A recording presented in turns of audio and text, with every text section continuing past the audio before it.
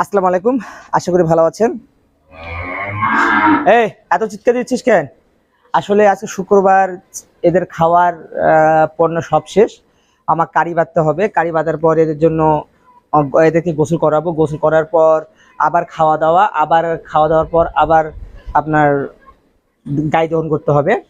তো আমি যেটা করি, এই যে কারিটা কেন করি, এই যে দেখেন খড়টা আছে, যেটা আছে সেটাকে আমি মিহি করে নিয়ে আসি। এই যে দেখেন, এই যে এইভাবে নিয়ে আসার পর কি করি, গরুকে খাওয়াই।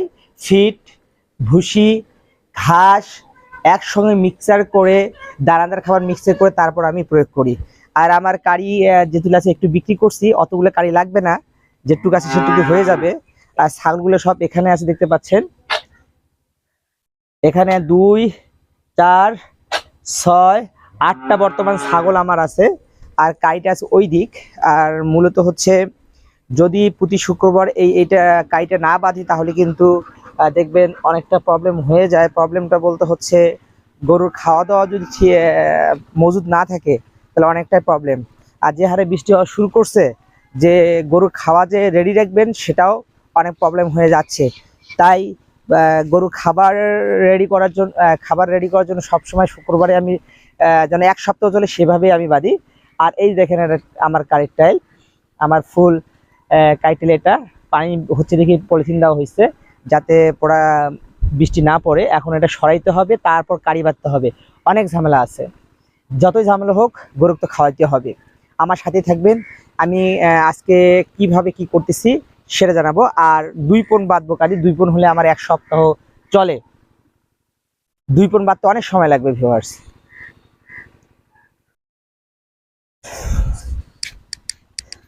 কারি বাঁধা অনেক কষ্ট, এখানে উঠা নামা অনেক কষ্ট। সবচেয়ে বড় কষ্ট হচ্ছে বাতাসটার জন্য, যে কখন যে পলিথিনটা উড়ে যায় আর ছিঁড়ে যায়। নতুন পলিথিন যেহেতু, সেই চিন্তাই করতেছি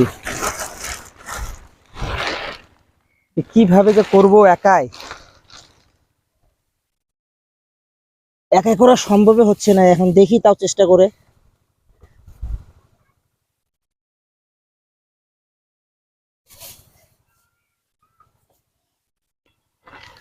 দেখি।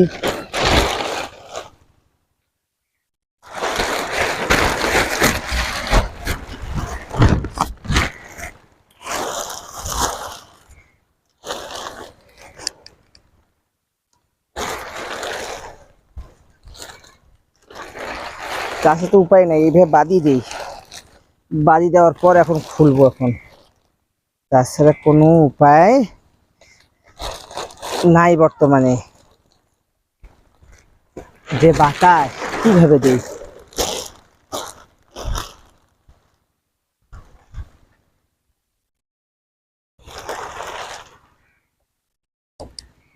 মাথায় ঢুকতেছে না কিভাবে, বাতাস এত।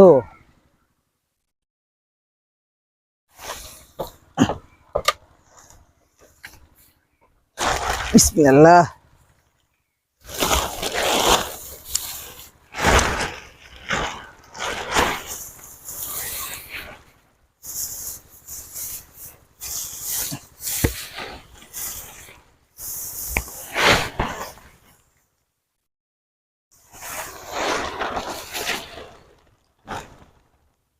কারি পাড়ে কষ্ট আছে ভিউয়ার্স, অনেক কষ্ট আছে। যেটা দেখতেছি অনেক কষ্ট আজকে আছে আমার। কথায় আছে না ভিউয়ার্স, যে কিছু পাইতে গেলে কিছু কষ্ট পোহাইতে হয়। সেটা এখন আমার হচ্ছে। এই কারি বাঁধা এতটাই আমাকে বিরক্তকর লাগে যে বলার বাহিরে। সবচেয়ে বেশি কষ্ট হয় আমার এখানে, আর এটাই বিরক্ত লাগে সবচেয়ে বেশি আমাকে। মানে করতে ইচ্ছে করে না। এখন কি করার, যদি না বাঁধি তাহলে আরেক বিপদ, গরুগুলো না খায় থাকবে। তাই আমাকে কষ্ট করে বাঁধতেই হবে। আর এই সোটাটা বাঁধতে পারি না, কারি সোটাটা কিভাবে বাঁধে এটা পারি না আমি ঠিকভাবে। একটু খুলে যায় বারবার। আর ভালো করে না বাঁধলে রাস্তার মাঝে খুলে গেলে অনেক প্রবলেম পড়তে হয়।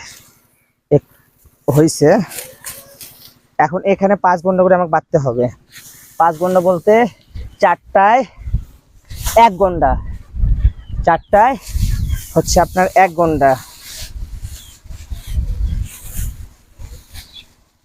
এই 4টা নিছি, 2 4, এই 1 ঘন্টা, 2 ঘন্টা গেল, এই হচ্ছে 3 ঘন্টা গেল,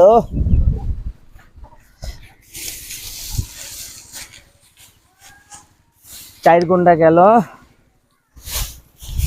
এভাবে 5টা বাঁধতে হবে, 8টা বাঁধতে হবে আমার। আর 8টা বাঁধা কি যে টাফ হবে আজকে আমার, সেটা আমি বুঝতেছি। ভিউয়ার্স, চেহারা দেখছেন ঘামি শেষ হয়ে গেছে।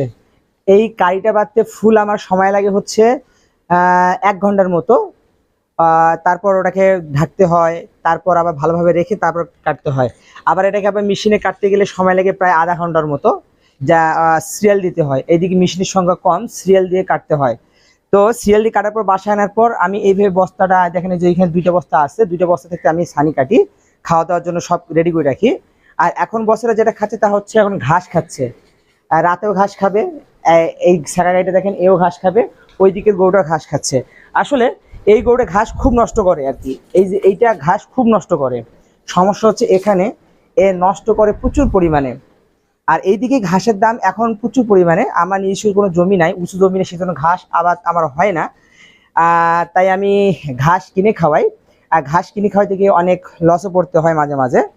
তো যাই হোক, লস দেখলে হবে না, খামার তো করতে হবে। কোন দিক দিয়ে যে লাভ আসবে ঠিক নাই, এদেরকে খাওয়াবো, এরাই আমাকে দিবে, এটা আমি ভাবি। আরেকটা বিষয় হচ্ছে যে এই যে আমি খাদ্যটা খড়টা ছোট ছোট ছানি আকারে কেটে আনার পর সেটা কি করব, ভুসি, তারপর হচ্ছে ফিড, গুঁড়া, ভুট্টার গুঁড়া, দানাদার খাবার দিয়ে একসঙ্গে মিশ্রণ করে দিব এবং সুন্দরভাবে খাবে, পেটে ভরা থাকে এবং স্বাস্থ্য ভালো থাকে। যদি এই ধরনের ভিডিও দেখতে ভালোবাসেন, প্লিজ চ্যানেলকে সাবস্ক্রাইব করবেন। আর আমি আজকে আপনাদের এই যে এই গরুটার বাছুরটা যখন কিনছিলাম কট্টু দেখছেন, এখন বাছুরটা কত বড় হয়েছে সেই সম্পর্কে আপডেট দিতে আসবো। তো ততক্ষণে আপনারা ভালো থাকবেন, সুস্থ থাকবেন, আল্লাহ হাফেজ।